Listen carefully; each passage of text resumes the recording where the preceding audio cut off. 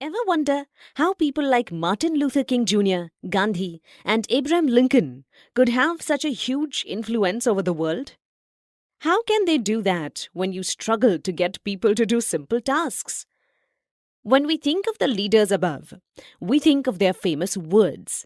It is often said, "It's not what you say, it's how you say it." This is a false statement. Words matter just as much as how they are expressed. Human civilization has been built on communication. The language we use influences the people around us. Words and communication are the building blocks of humanity. Words connect us and help us build both professional and personal relationships. This is why it is important to use language consciously. A single misplaced word or badly structured sentence can be the difference between a successful interaction and a failed one. And so, I warmly invite you to listen to the summary of Magic Words by Tim David. In this book, you will learn about some magic words that you can use in order to be a more effective communicator. You will learn how to influence people by using these simple words: yes, because, if, help, and thanks. You will also learn some tricks to use these words in a manner that results in positive outcomes for you. Are you ready to go on this journey full of magic, words, and psychology? This book will help you unleash the full potential of words to break barriers, create relationships, and gain influence. Magic word number 1. Yes. Yes is a powerful word. It communicates acceptance and positivity. Every human craves acceptance in one way or the other. Acceptance is also at the center of all strong relationships. We can use yes not only with others but ourselves too. It has been proven that saying yes to your own questions about positive outcomes increases the chances of you achieving that outcome. People are always unconsciously looking for threats in their surroundings. This is a survival instinct. Agreement upon something small lets them know that you are not a threat to them.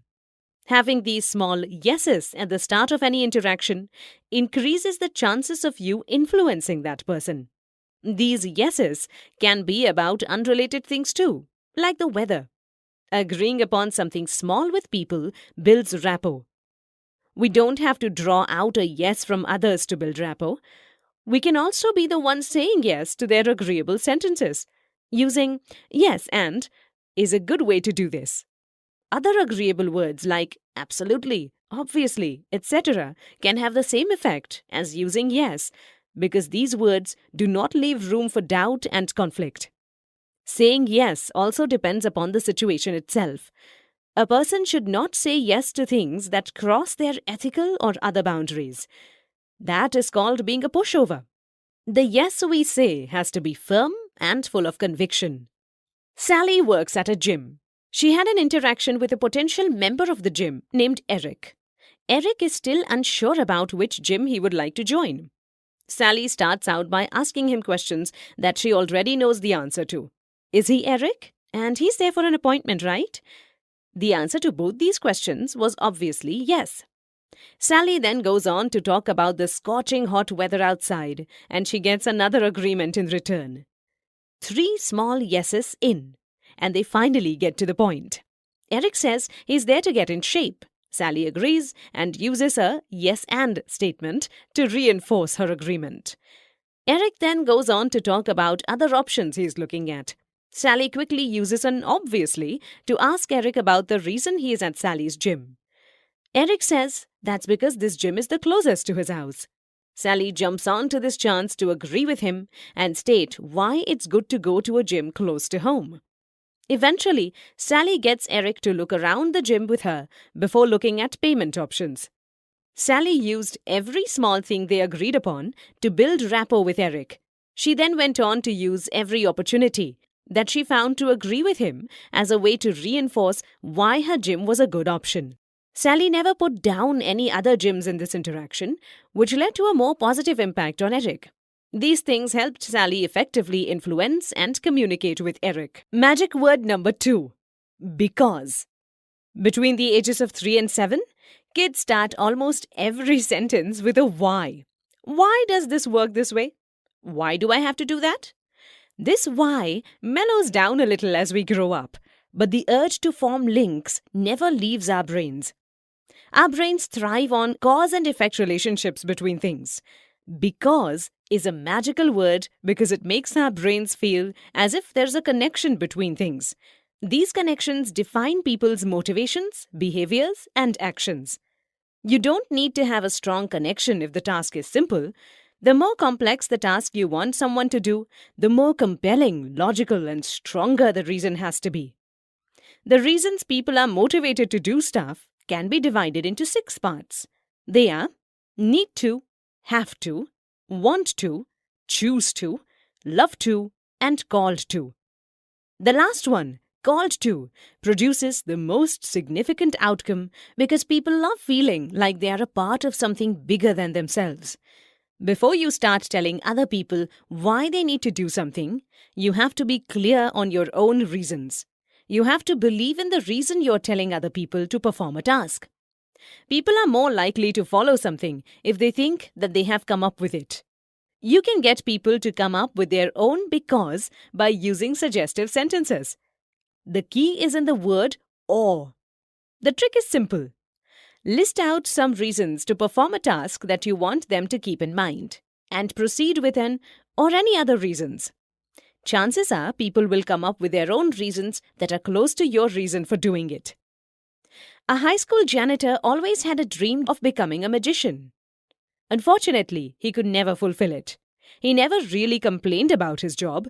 He was well respected by his colleagues and well known for his positive attitude. He never really had a big cause to be a janitor, but he did love interacting with his colleagues and students. The janitor claimed that he loved his job too. He never expected his job to bring meaning to his life, but he is the one to bring meaning to his job. He gained respect from not only his colleagues, but also his grandchild, who is the author, Tim David.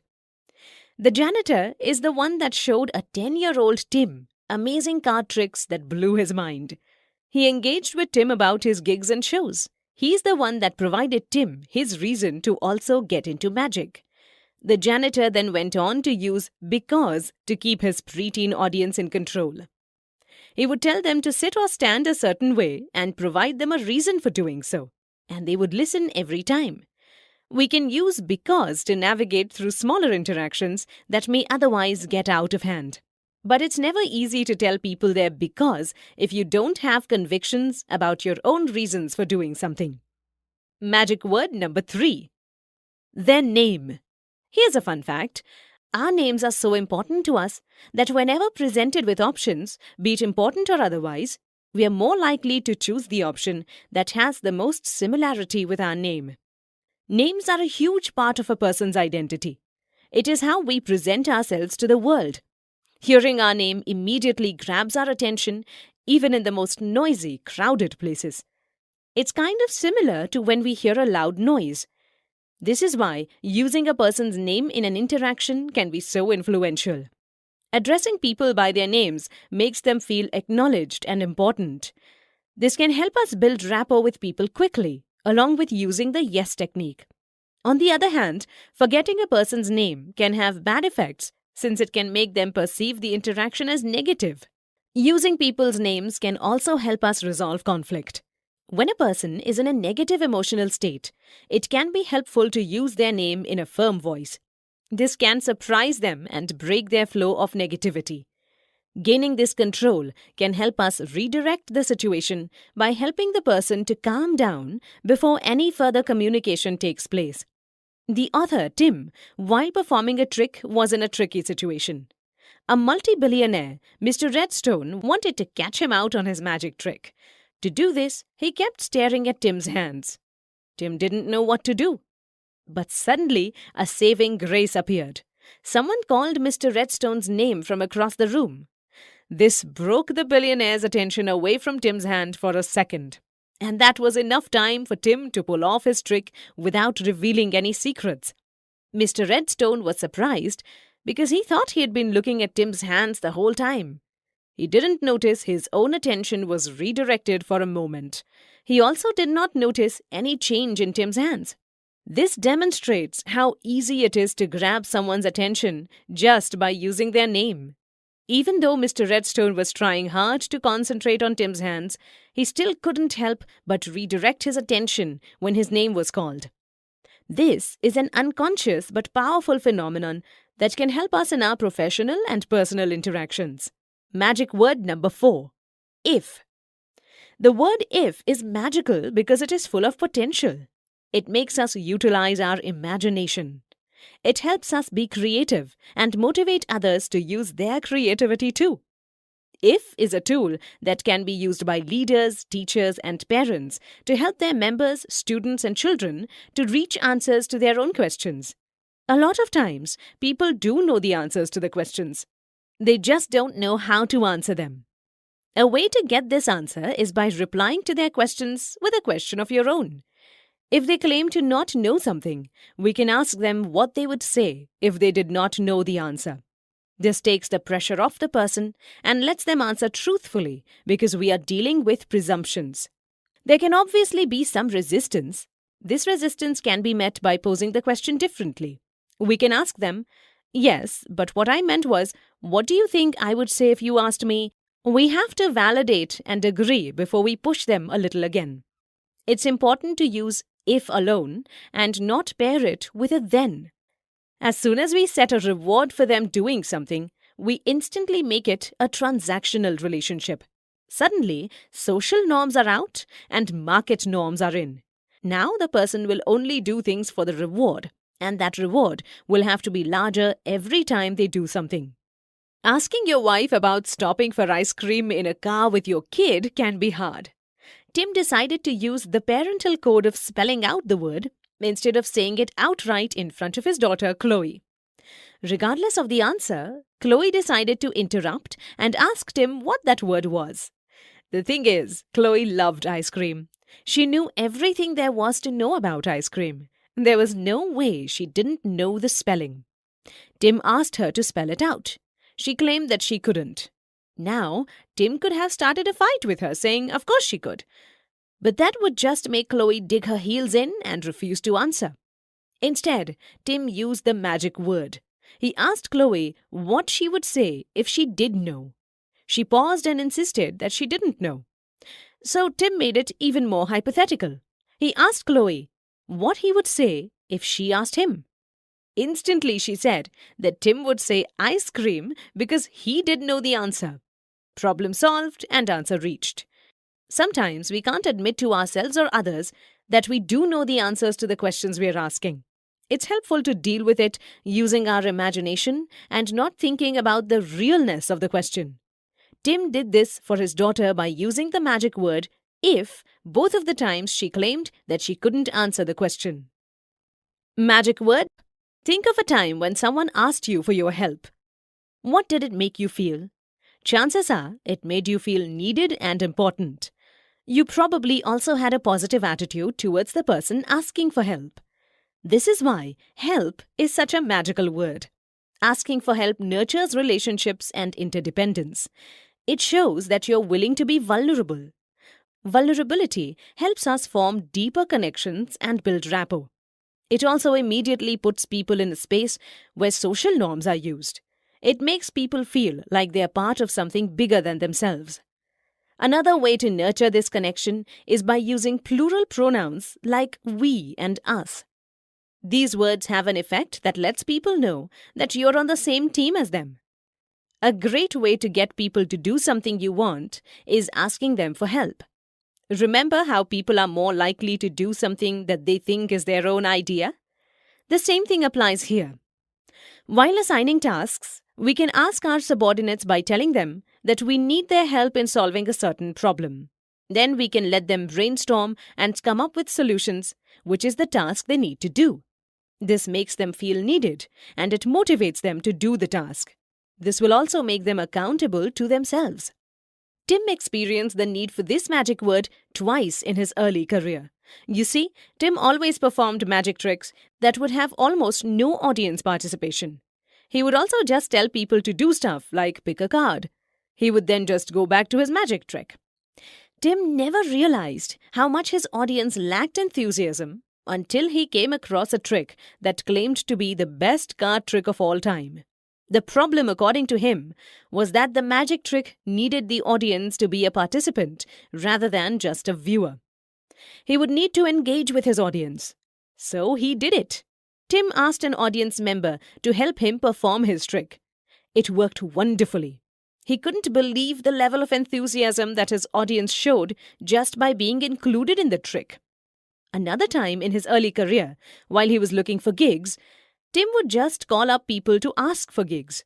It never worked. People would just drop the call most of the time without even listening to him.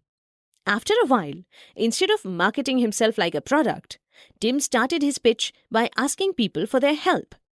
And lo and behold, most people stayed on the call and listened to him. They would be kinder in their rejections, and they would help him get a gig as much as they could. This demonstrates that people love feeling needed and included. They love feeling like they're a part of something bigger than themselves. And what better way to accomplish this than by asking for their help?